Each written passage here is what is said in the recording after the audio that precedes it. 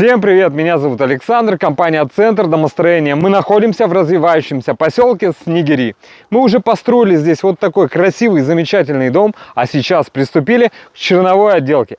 Пойдемте, господа, все детально покажу.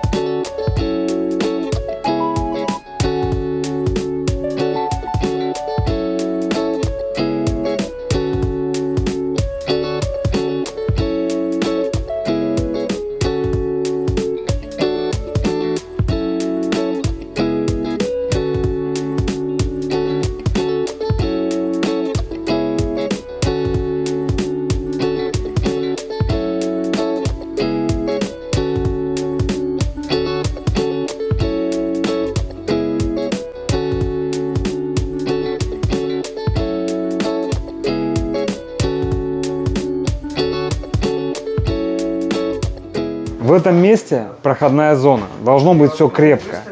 Видите, у нас есть по периметру каркас, продольный каркас из лак. И сейчас будем так стелить фанеру, чтобы в дальнейшем ничего не играло.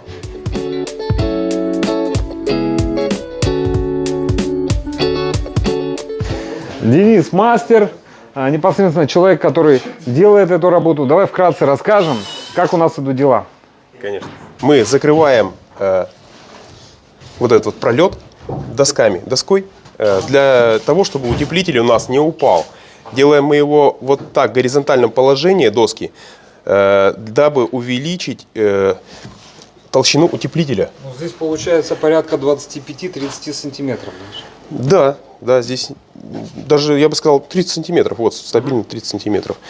Вот, потом пропениваем герметично все швы. Да, ну, вот видно, что тут ни просветов, ничего нет. Можно посмотреть вот с другой стороны, там все светится. Да, то есть, да, с обратной стороны. Изначально ветер гулял. Да. Что мы начали делать, сейчас покажу еще с фронтоном. Были у нас проблемы с фронтоном. Вода затекала внутрь помещения. Да, были. Да. Сейчас, значит, что мы сделали? Мы надрезали пароизоляцию и выпустили ее наружу вот туда, прямо за доску, не снимая доску, так как у нас тут щель все есть. Круто. Да, то и мы есть, прямо если туда. Вода попадает в щели, вот сюда, да, между досками, дождями, она по пленке скатывается. Да. И дальше посмотрим, как мы укладываем утеплитель. Значит, вот здесь мы укладываем утеплитель в шахматном порядке. Сначала у нас идет сотка утеплитель, потом 50-ка. То есть как бы 150, а в срезе тут уже все 250, плюс еще будет маленький кусочек. То есть будет все 300. Будет перехлестное утепление, еще будут бруски. Ага. Вот. Утеплитель пойдет поперек. То есть этот вертикально утеплитель стоит, следующий пойдет у нас горизонтально. Для того, чтобы мостики холода исключить. Вот эти вот, которыми является стропила. В данном случае. Да. Вот. Дальше, потом следующий у нас этап будет пленка пароизоляционная. Ну и проклейка, соответственно, всех швов. Уже на пленку мы набьем доску уже для чистовой отделки. Здесь у нас перекрытие межэтажное, здесь шумка 150 миллиметров. Да, это вата для того, чтобы шумы не проникали с первого этажа на второй. Или наоборот. Вот здесь вот наглядно видно слои. Что у нас сделано? То есть пароизоляция Б снизу, паронепроницаемая.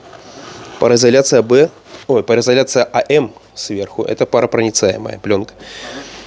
Проклеиваем специальной лентой. Да, это специальная, значит, клейкая лента для того, чтобы приклеить пленку к дереву, древесине. Здесь, соответственно, то же самое с этой стороны. Очень герметично получается. Ну, то есть ее оторвать ее здесь уже нереально. Дальше фанерные лаги мы выставляем в уровень. Ага. На определенном расстоянии. То есть тут у нас 38 сантиметров. По центрам, да? По центрам, да. И получается так, что центр у нас совпадает со швом фанерного листа.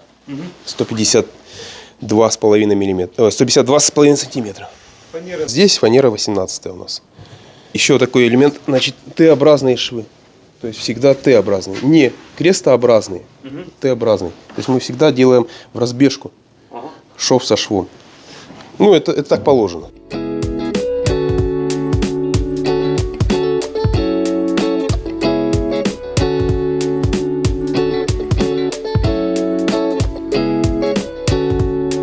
Есть еще особенность утепления потолка, значительно отличающаяся от утепления вот скатных стен или фронтонов. Да, это самая сложная работа. В чем заключается эта основная сложность, да, утепления потолка?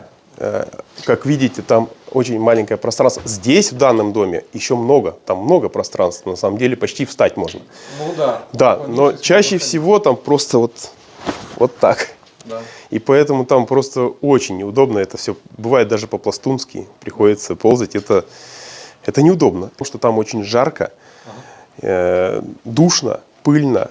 Работаем мы вот в таких, да, костюмах специальных защитных и в респираторах. Иначе там просто невозможно находиться. Но что будет, если будут свищи, мостики холода? То есть не так деликатно. Ну, это промерзание, это потери тепла. Да. Это в первую очередь потери тепла. Во вторую очередь, если будет повреждена пароизоляционная мембрана, которая в дальнейшем, то это будет уже проблема даже не столько потери тепла, сколько будет проблема гниения стропил. То есть уже начнется, они начнут гнить. Они начнут плесневеть сначала, синеть, темнеть, чернеть. Это придется опять вскрывать все заново и переделать. Причем переделка будет очень сложная, очень серьезная. Да. Это будет затронута опять внутренняя отделка вся. Вся эта чистовая будет. Все это все переделается. Да. Это весь второй этаж. Это все. Это очень дорого. И да. Лучше об этом не думать. Да, лучше об этом найти нормальных людей ответственных, кто это все сделает, и все. Дорогие друзья, если вам необходимо построить дом или выполнить черновую отделку, звоните. Компания «Центр домостроения», город Сыктывкар, улица Советская, дом 8, офис 203. Наш телефон 48 47 48. Звоните, проконсультируем, все расскажем, все покажем. Ну а вы уже принимайте решение. Мы будем рады построить вам дом вашей мечты. До встречи на консультации.